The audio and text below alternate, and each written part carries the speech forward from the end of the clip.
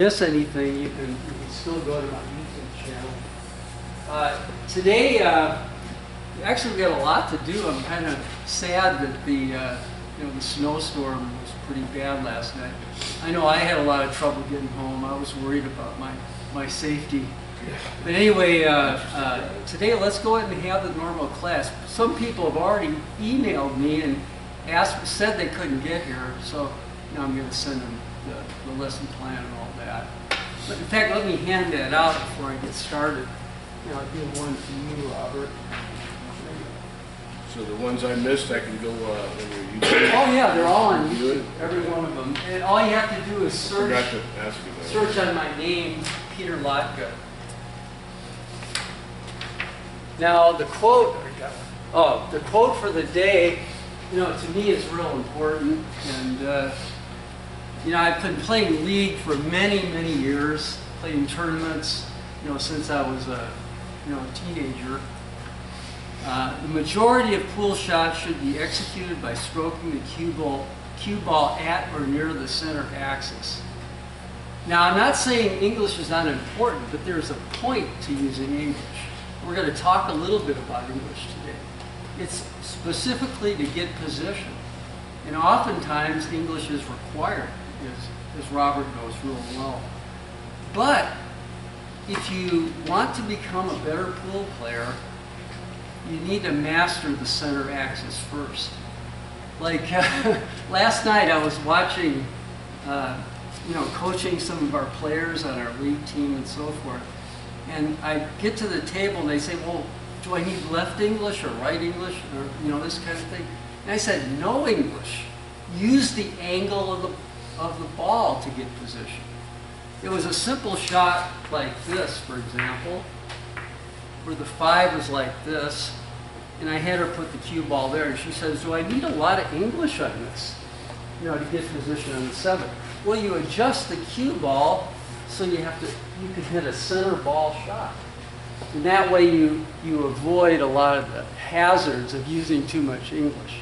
Now, I use English, but if you watch me play, you'll notice I use little bits of English, like a half tip, a full tip, very rarely, but sometimes I'll use as much as 2.5 tips.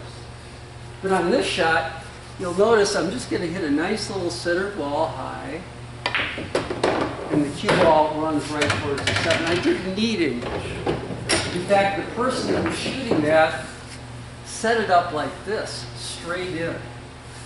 And when you're getting ball in hand, which is crucially important in today's game, you don't want to set your cue ball usually straight in on another ball.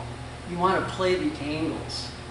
And on that shot, you want to go into the line of the next ball, not across it. Okay? That's one of the things I want you to learn from this class.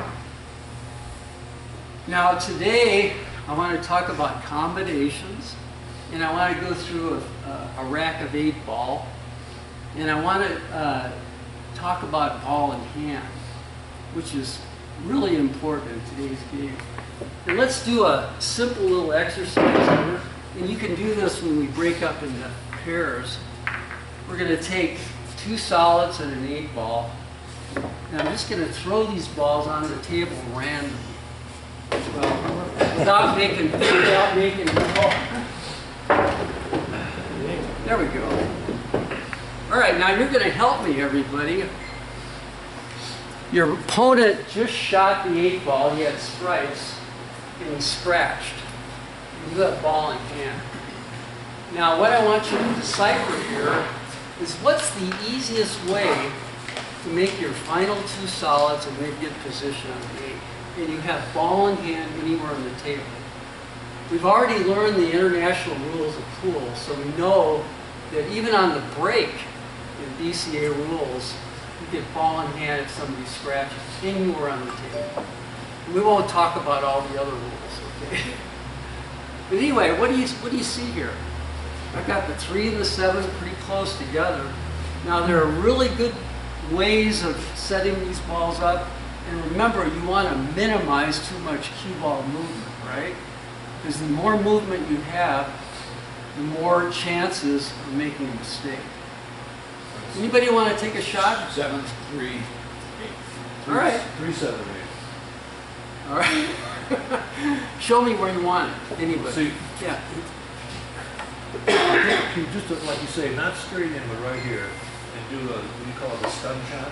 Okay. The cue ball is going to come out here. You have the 7 almost straight in, and you can come back and shoot the 8 home. Okay. I'd have to draw the ball back. Wouldn't I? A little bit.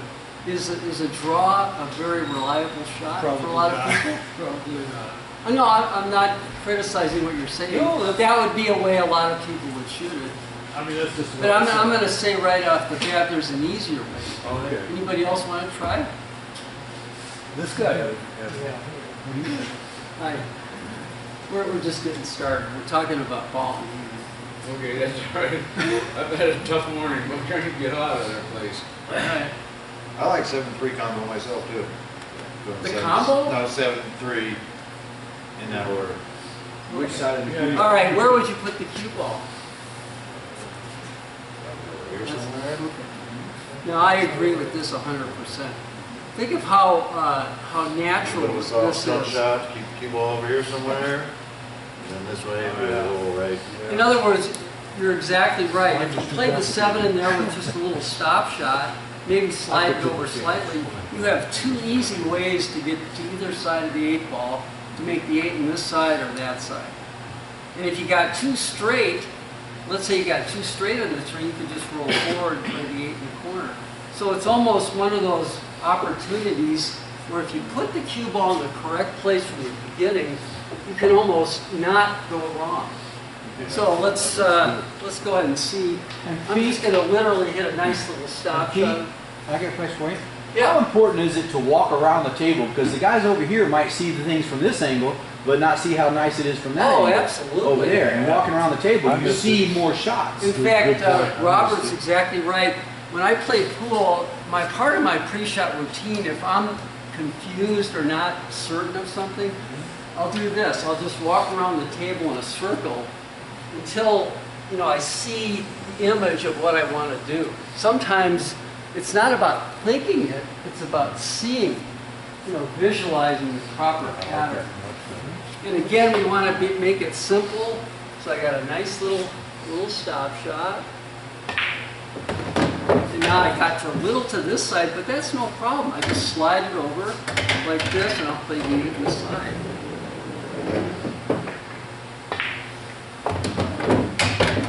There's almost no way I can go wrong with that.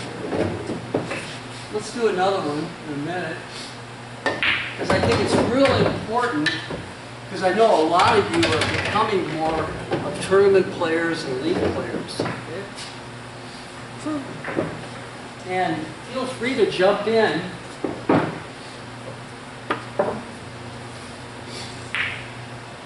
Okay, this will be interesting. Who wants to take a shot at this one? Ball in hand. Your opponent just scratched. Walk around. Now, in 8 ball, here's something you want to remember. You usually go backwards.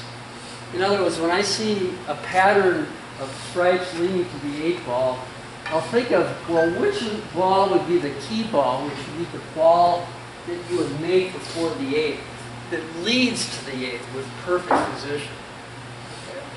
And then you kind of go backwards from there. What leads to that ball? What leads to that ball? Feel free. Yeah. 14 into here, roll the cue ball up, and if it comes off, it's okay. 15 in there, bring it back, and then 8. All right. Good. That would work for sure. Play it in the side with a high ball, come off the rail with a little angle, play the 15, come out to here, right? Okay. Any other possibilities? I see one that might be maybe a little bit easier. Yeah, go ahead. Drive that one over into the corner, Yeah, bring the ball out. rail out to here like that, and Shoot then play downwards, it and in the then 8. come back, okay? Now, see, the reason why I might like to shoot the 15 better is if I shoot the 14, what happens if I get straight in or I run too far? In a way, I'm kind of crossing the line a little bit, aren't I? Remember we talked about in the last class? Any other possibilities? See, it's a natural shot if I play the 15 to the corner to go into the rail, into the line of the next shot. Okay, not across it. Wouldn't you want to have less table, like the Shillman said, get closer to the 8? Well, his way's fine too. It would work. You know, for me, it would be easier to shoot the 15, hit the rail here and go like that. Because I feel like there would be almost no way I could mess that up. But if I shot the side and went forward, I'd be a little concerned that I might run too far or I'd get straight in or something like that. You see what I mean? But everybody has preferences. And again, I don't need English here, do I? Some guys might hit the rail and spin way off. I'm going to let the angle dictate the shot, okay?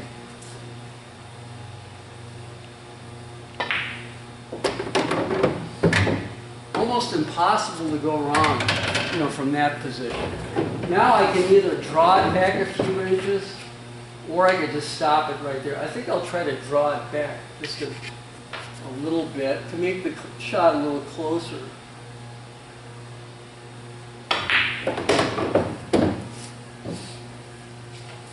And then I got a straight in shot. What do you think? Did that seem like the easiest way? Yeah. And that's really the whole point of becoming a better pool player.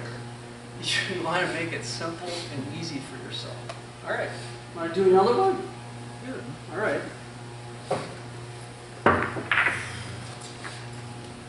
A couple solids here.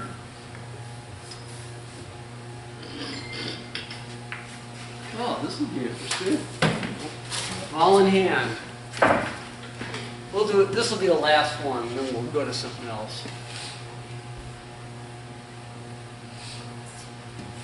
And this can get as complicated as you want. You can throw 6 balls out there in the 8 ball. Then it gets really fun, okay? But you've got to learn how to play ball in hand if you're going to play the modern game. You really have to learn, as Logan knows real well. I would say cue back that way. Come this way, roll cue a little forward, get a straighter stun shot on that, and have yourself still right there on the. Yeah, the 6 ball is a terrible key ball. Because there's no way you can get from the 7 to position of the 6 very easily, right? So I think almost dictate by the pattern on the table that you have to shoot the 6 first. And you like just playing it in the corner here? Okay. Anybody else with a different idea? And I think it's enough into the line that I really don't have to worry about anything else but rolling it into position, so I play the 7 in there. I could move the cue ball to the left side of the 6 and stun it over, but I like the rolling ball shot better. Anybody else with a different idea?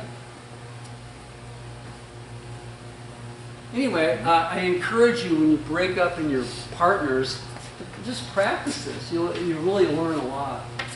And I don't want to, one thing I don't want to do, the rail is not your friend, okay? Some people might roll the ball and they'll end up with the cue ball on the rail, which makes the shot that much harder. I want to make sure that the cue ball is at least a few inches over here this way.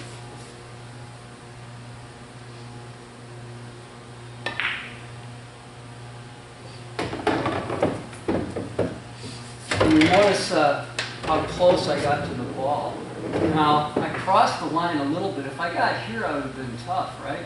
Or if I stopped here, it would have been tough. So speed control was real important. And again, I don't have to do anything here. No English, just a nice little stop shot. You know I can make that, right? Yep. Last pocket. All right, last one. All right, one more, okay? Let's see. I'll try to make this one a little harder. Put the 8 on the rail there. 11 here. And the 13 there. This is going to be a little harder. 11's first, that's your treble ball. I like it. I like it. how do I play to get on the 13? What's my... With that 13 in the middle of the table, you're pretty okay. Unless you butt up against it. Would you play for the 13 in the side or the corner? Just as a, you could probably do either one, right? Yeah. You really don't want to get on this side of the 13. So anything on this side of the table gives you, Right. no matter what you do, too hard or too strong, you're going to have 4 pockets to shoot at. And it's just a matter of leaving for the 8. It's actually a tough little shot. I think I wouldn't use draw on this. I think I would use a rolling high ball just to go 1 rail, 2 rails into this position. But I'd want to make sure not to cross it too far. But I don't want it too thin either. That's what makes the shot so tough. And again, always look at the angles, the proper angles, so you don't have to use a lot of English. Now, I definitely don't want to scratch either. I want to hit the rail somewhere in that position so it slides out like that. And these are the kind of shots that actually can win games a lot. Let me get it about right. There we go.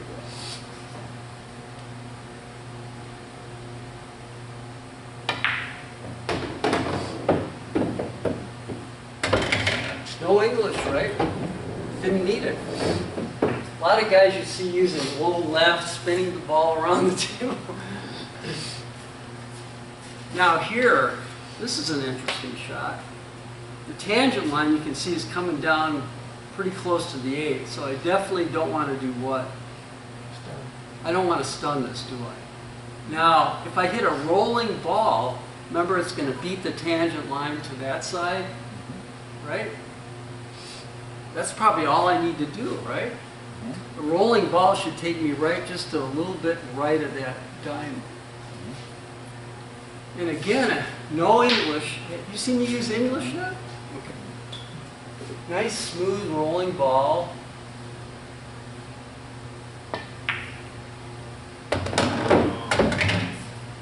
And I got a little close to scratching, but I pretty much knew I wasn't going to scratch there. And had you put top, it would have scratched. Yeah. All right, and well, here's a good shot. You got all remember this shot? You're making the 8 to win. It's frozen on the rail. What do I need to do on this shot?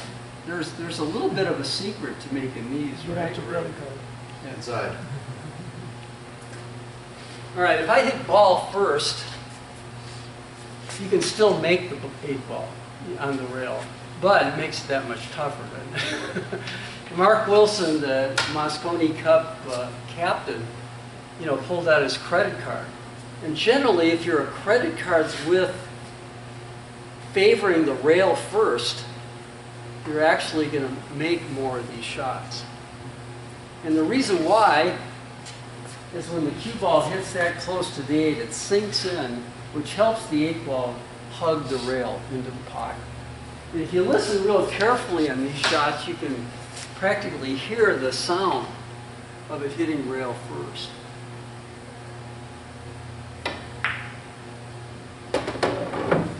Don't scratch. All right. All right, we're ready for a full rack 8 ball, and you're going to help me talk through the proper shots, okay? Does that sound like it? All right, let me know what you want to do. So on those rail shots, do you always hit high?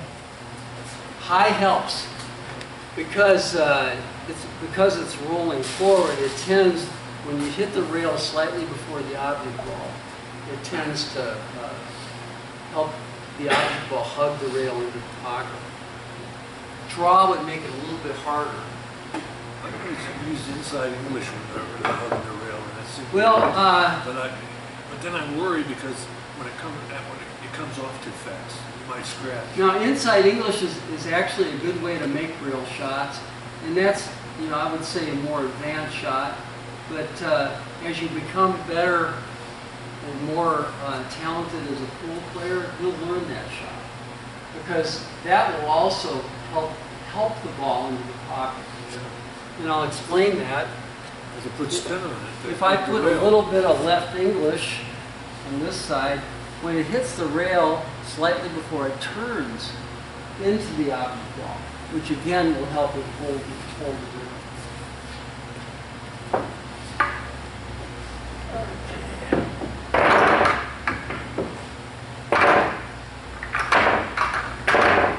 We all know in the rack, one solid and a stripe on the wings, 8 ball in the middle, nothing else matters.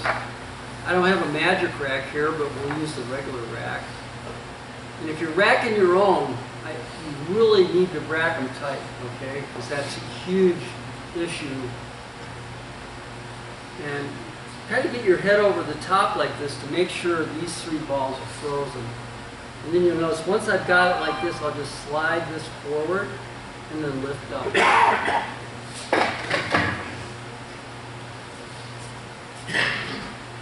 Okay.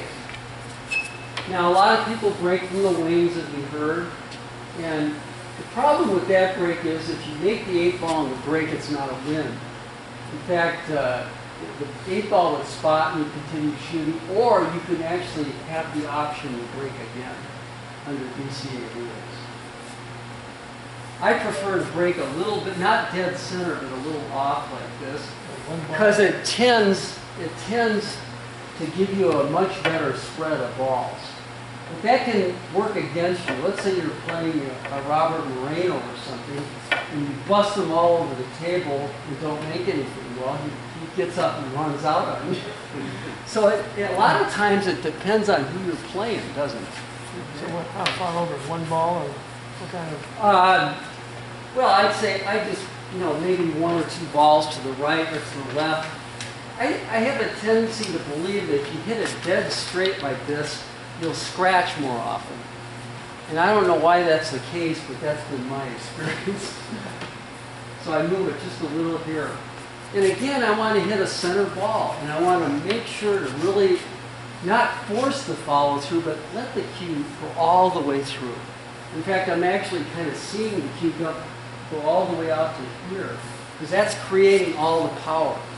It's like hitting a tennis ball. The longer that tennis ball stays on the strings of the racket, the more power you're getting. And again, don't grab so tight. Let the cue release. That's where power comes from. It's from timing. It's not from muscle. Okay? And again, aiming is crucial. You want to hit it as flush and dead center as you can. Now I'm hitting a dead center ball.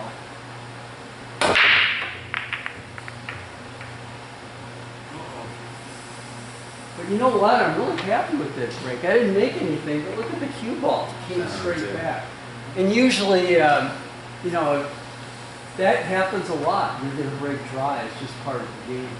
And I'm not the biggest, strongest guy in the world. So. All right. We've got a rack here.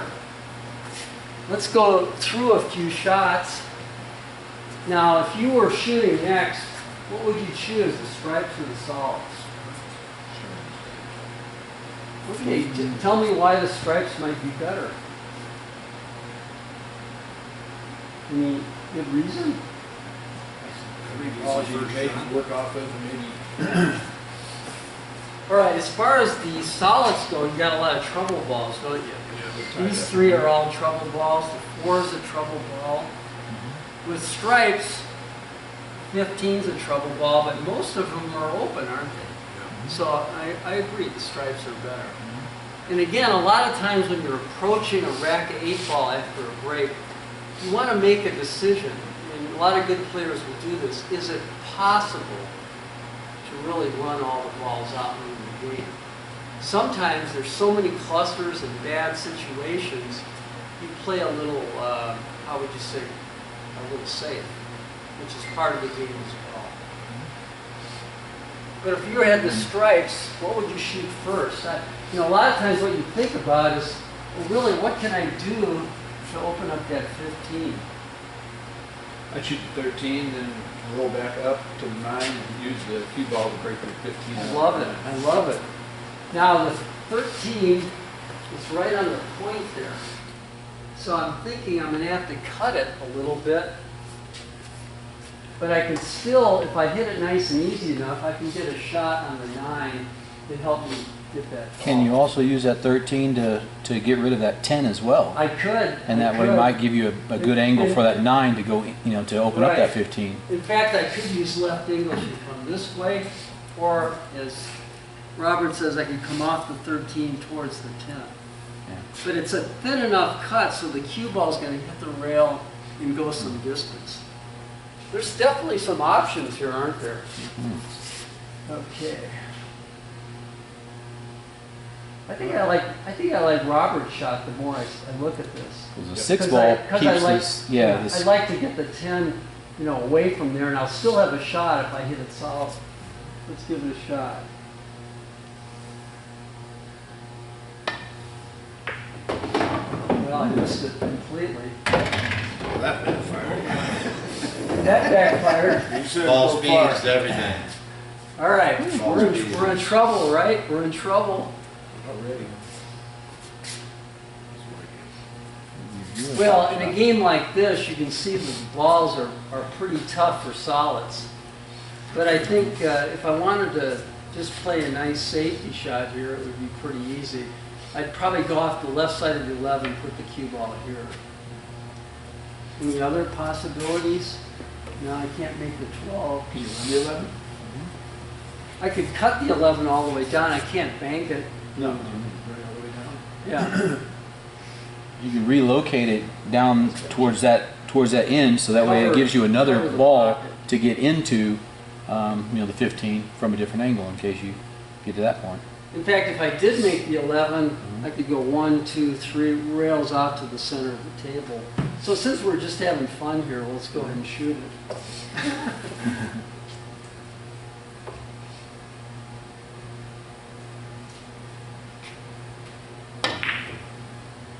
Nice shots. Get in there. And that's not, Well, that's not the end of the ball. we're Not going to the stay end up of the and road. in. Okay. There you go. All right, where's my shot? Did I lose it? But that wasn't the end of the world there. They didn't hang in the corner there. I know, I had one last night. I couldn't believe a bank shot. It was just rolling real gently and couldn't believe it hung up. All right, we're strikes. What's next? 12 and Yep. roll into that 10 and break it out of there. Exactly. And if I go to the rail and hit the 10, I'll have a shot at the 9 or the 14 on the side, which could open up that ball as well. So I like that, Logan. I like it. And that worked just about perfect 10 because I kicked the 10 out where I can make it now. Now it's getting real interesting, huh? I can make the 9. And I could actually come into the 15 and open that up, and I'd still have the 10 as well. Or go into the 2 Or the 2. and move the 2 Yeah. into the 5, Yeah. you know, and open that up. Cool.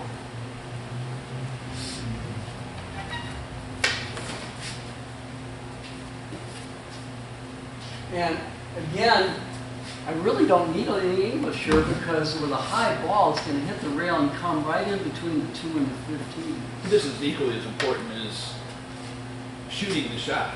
I mean, you can have the best shots in the world, but if you have wrong ball selection Yep. and you back yourself in the corner, Well, 8 ball, the game is ball selection.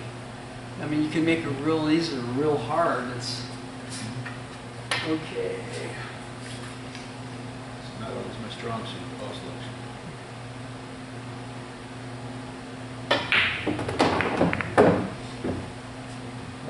Well, it didn't work out great because the 15 and the 14 got stuck together, didn't they? But I'm looking at a billiard off the 14. Or I could play the 15 in the corner, but I have a tough shot in the 10. Anybody see a good shot for me here? I could make the 14 on the side even. That might be the best shot. What do you think, Robert? 14 does go on the side, you'll be able to come straight back out. Yeah. And then the 15 can still go back up here off Right. that 10, but you need to get clear of that. But That's see- why I liked whenever I was talking about hitting the 9 and only hitting the 2. Yeah. Because if you only hit the 2 and you don't touch the 15, it didn't move anything unnecessarily, and it cleared the 15 to go into that corner. Right. So that way you're hitting the 10 and then come back up, to go that way. So it's really important, whenever you map out, your plan, that you understand what you're doing instead of just kind of in that direction. You know? Oh, But absolutely. yeah, if you can get that 14, if the 14 goes in there. Yeah, the next ball comes 10, back the across. 10 doesn't lead anywhere because it just leaves me in a position to play And you have to safety. elevate to get a little bit of drawback Right, to play in these exactly. positions, and your real estate is really tight with that 10 ball. How much And- space you have. Exactly. And I like the 14 because it has a lot of positive outcomes that can come about.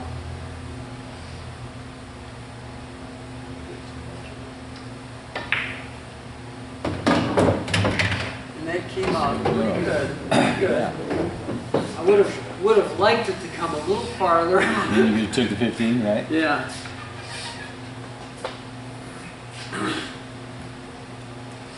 What do you think? Do I just draw back and either play the 15 in the side or the corner, right? Now this is a beautiful part because you Yeah. have the ability to go ahead and draw into those 2 and the 7, Exactly. you know, and you don't have to worry too much about it unless you hit the 7 and you can go behind. Draw In right- fact- draw right between the two. Yeah. In fact, I think the shot that I like is coming right Right to into them. the 7. Yeah. Because it's an easy shot on the side, then Right. the 8 is over here. Yeah, definitely. And get, when you have these draw shots, make sure to chalk your cue. I mean, it sounds like a little thing.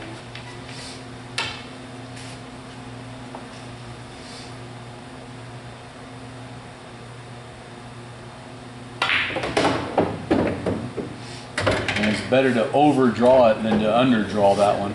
It's still okay. I still got a What's shot. the other ball? Yeah. If I had a half an inch, I would even have it real easy. If this made it a little bit tougher, but I can draw it into the rail and back out, which makes it a little easier. And that way I can stroke it.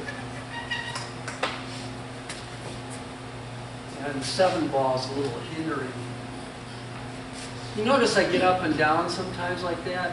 That's a good thing to do, because you got to get down in the proper line.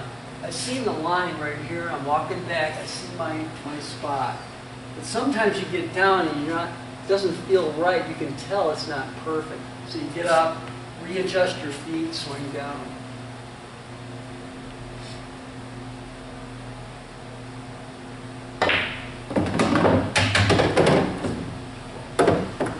God, that got perfect. You don't want to miss these, that's for sure, right? And again, I could roll it in, but I sometimes feel more comfortable just stopping the ball with a gentle stroke.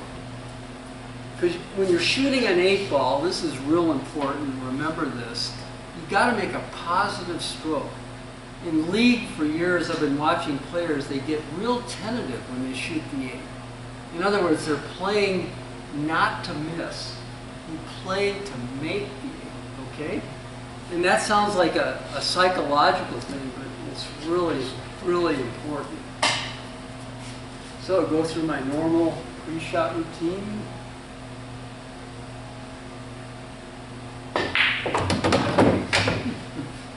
All right. You ready for combos? All right. I don't want to go too long because I know you want to get to playing. Of course, what else are you going to do on a day like this, right? All right, if I could get everybody to kind of move over to this side, not in front of the camera, but to that side of the table, because you can see a lot better.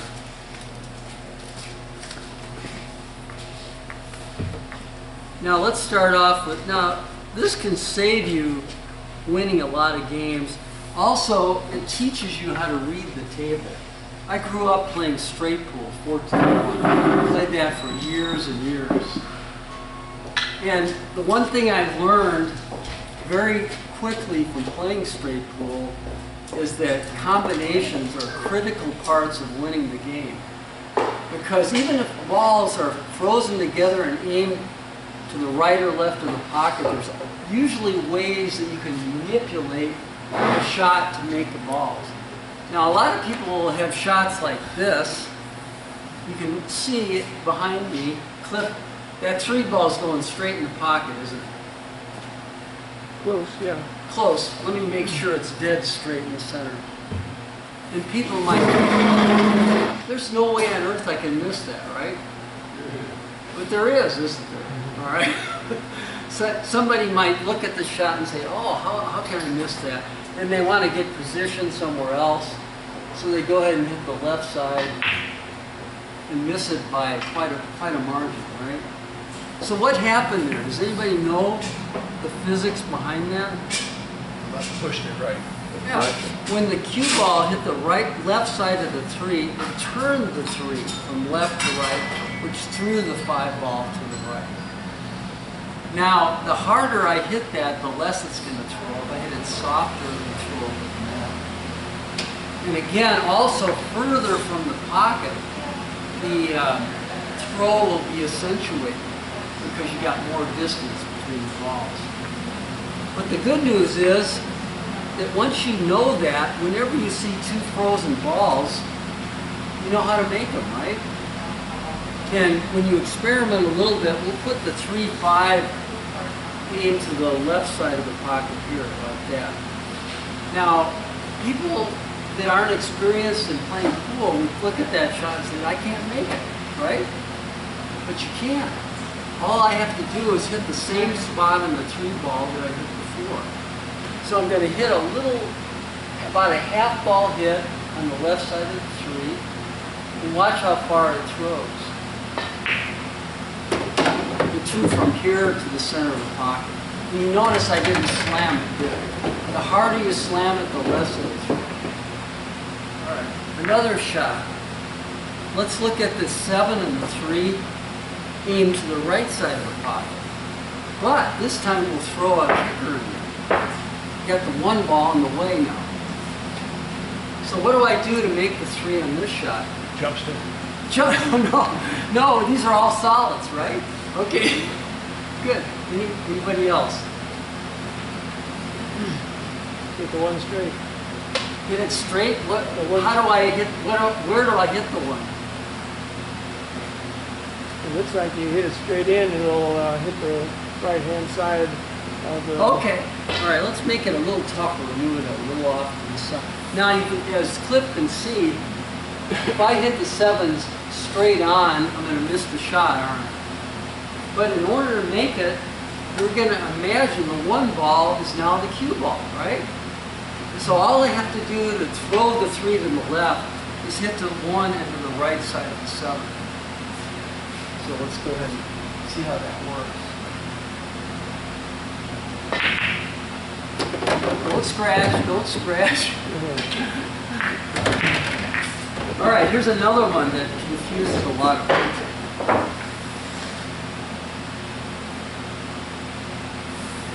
All right, the 1 ball's not going to go, is it, Logan? All right, how do I make the 1 ball from this position? Cue ball is right here.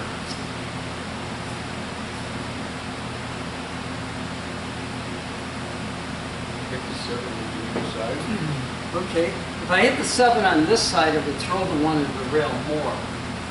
But how would I make sure to make the 1 ball, even though it's impossible to hit the left side of the 7 from this angle, isn't it? So how do I make the 1 ball here? I know Robert knows. Who said that? All right, exactly right. In other words, this is a very, very simple shot, but you have to hit the rail first, which will allow me to hit the left side of the 7, which will throw the 1. Make sure it's right. And again, I don't want to hit this too hard because I want it to throw. This is pretty far off. So I'm going to hit it nice and easy.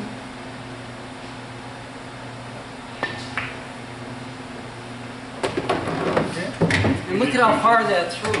It was aimed to here and it threw it all the way to the behind. No. All right. Other combos.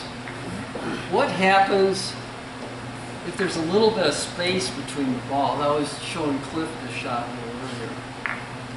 And I've seen people miss this shot by hitting actually the wrong side of the combination.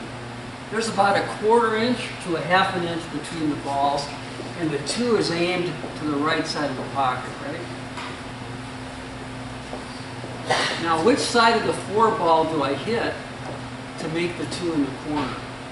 Right. Right side. A lot of people will do it this way, to the left side, thinking they're going to cut it.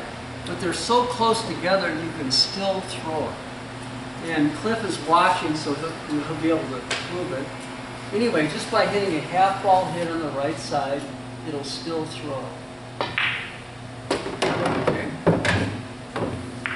Anything more than a quarter to a half an inch like that, then all bets are off. You just have to cut it, okay? All right. All right, what about these kind of combinations?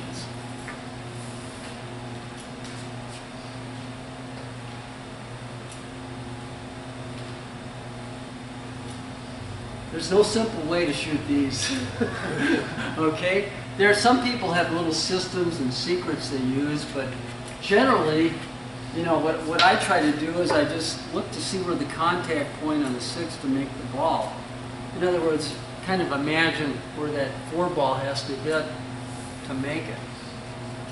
And I'm going to hit the 4 directly to replace that imaginary ball. And again, I get behind the 6, see the spot that needs to hit to go in, come back behind the 4, and then I'll line the 4 ball at that particular spot.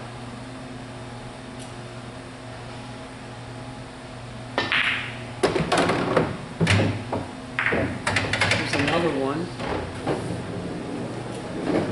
I'll take the 7 ball and imagine it's like a cue ball right where I have to hit the 4 to make it. See my spot there, come back.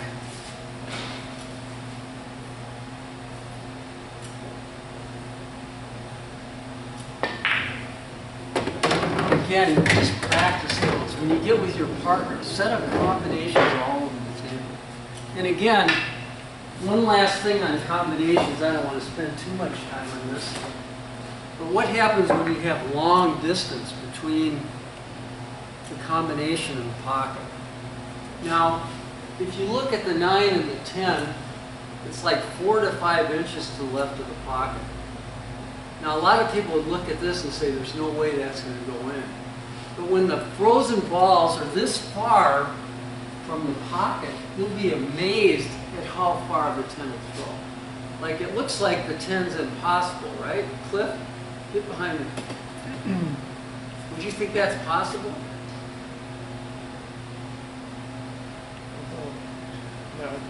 No? Okay. If I hit a half ball hit, and by the way, if you want to throw a frozen ball maximum, a half ball hit is all you need. If you cut it too thin or too thick, it defeats the purpose. Okay.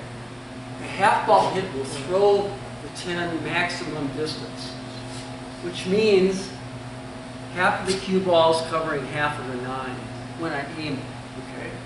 So I'm going to hit this at moderate speed, and I want you to pay attention to how far it does throw.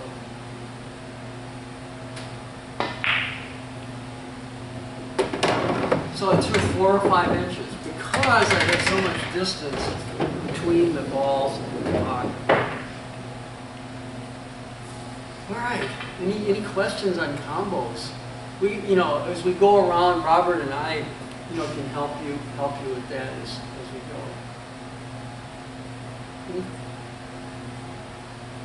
Come on, interactive, remember? This is your chance. Pick my brain. How about you, Robert? You got anything? Yeah, I do. Yeah, go ahead.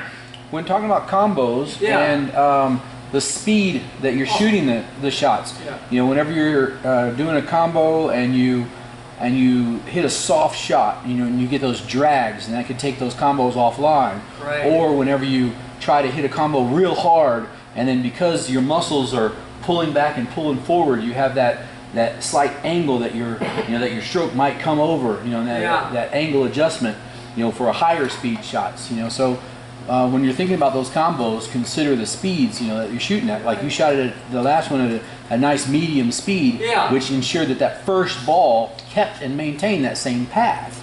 Where if you hit something slow, it could drag it to the left or drag it to the right, depending on which one you're doing. So speeds are, you know, if you could talk a little bit about speeds. Speed is crucial on those. If I would have hit that particular shot firm, I would have missed it. It wouldn't have thrown as much as it hit right there. Or if I hit it too easy, I probably could have actually overthrew it. You know, that's something that is the artistic side of pool. You know, there's a lot of physics and math to pool, but there's also a lot of art. And to be a really good pool player, you've got to master both, I believe. Because I know I'm not much of a scientist, but I think I do have some of the artistic abilities down. And one thing we haven't really discussed at length in this class is the importance of what's going on up here. You know, I'm 72 years old. I'm not the player I used to be because of my nerves, and you know, I'm just getting old and my eyesight and all that. But you know, earlier on, when I was in my 30s or early 40s, you know, I didn't even doubt anything. It's like, hey, I'm going to run out. That's about it. And now, you know, once you get at a certain age and your nerves break down a little bit, you start to, you know, question your ability. And that's probably, to becoming a good pool player, the most important psychological aspect of pool. And I see a lot of people that when they're playing pool, they like to overthink stuff to the point where we call that paralysis of analysis, you know, trying to think their way through a rack of balls. But probably the most important thing to learn about the psychological side of pool is allowing your mind's eye to create. It's a creative game. You need imagination, all that. And by seeing with your mind's eye and trusting your stroke, you can increase your game manyfold. Okay, one drill to end the day, okay? And this is a drill that I actually have on my YouTube channel. And I'm not going to do it as complex as I did it on the YouTube channel. Let me just show you the way it was. And I'm just kind of roughly putting them up there. Let's see. Anyway, it was on a 9-foot table, and I had all 15 balls lined up in an L. We call it the L drill. And the point of the drill was to start at the lowest ball and work your way up successively up the line to here and then all the way across. And it's an opportunity doing this kind of drill to really learn how to control the cue ball. Now, I'm not going to, that's something that could take, give Earl Strickland a run for his money. So we're going to do it a little simpler. We call it the L drill. We'll do it with 5 balls. And this is in your handout too. And this is a much simpler version of the L drill. But what you're going to see me do here, you can take ball in hand each time, but we don't really have any beginners here today. That would be for more beginners. Now what I would do using 5 balls is I would start out going up the line and across. But if you run into a ball or miss, then you have to start over until you complete the L drill. So what I want to do is I don't want the cue ball to end up here because then I'd make the 4 and bump the 14. So I want to make sure the cue ball gets to this side of the 4. And I'll just kind of go around the track. This side, I want to get to this side of the 14 so I can get to the 7. And again, I'll be using very little English. It's just rolling ball and draw. And that time I went too far. I would like to stop earlier. So now I have to use a little draw to get position on the 7.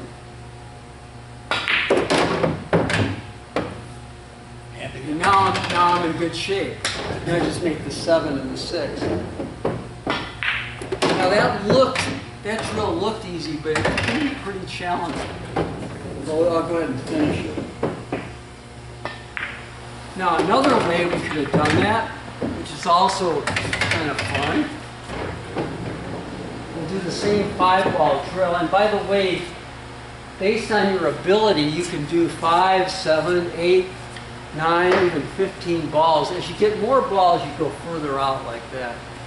Now this one, we're going to do a little different. It's going to make it harder. Now, instead of going up the line and across, we're going to make the balls in rotation. So you want to take ball in hand, and you want to get from the 3 ball to the 5 ball to the 8 ball, then to the 11, and then to the 13.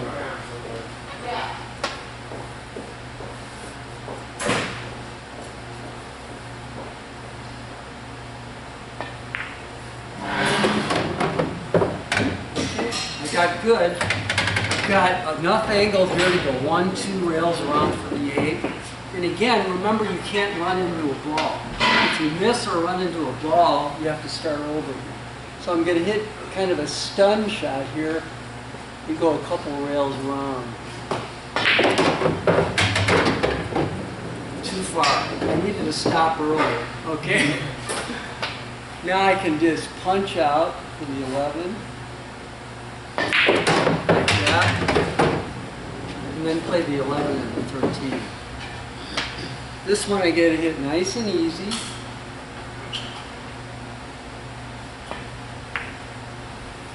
Almost hit it. That would have cost me. I would have had to do it over again. Anyway, try that. Try going up the line, across the line, then try making them in rotation. You know, it's a really good drill for practicing all the things we've learned in the class. Anyway, I could go on, but do you have any other questions? You ready to get to the table? Robert and I will come around and help you out. You got a choice. These 3 tables and those 3 9-footers, whatever you like.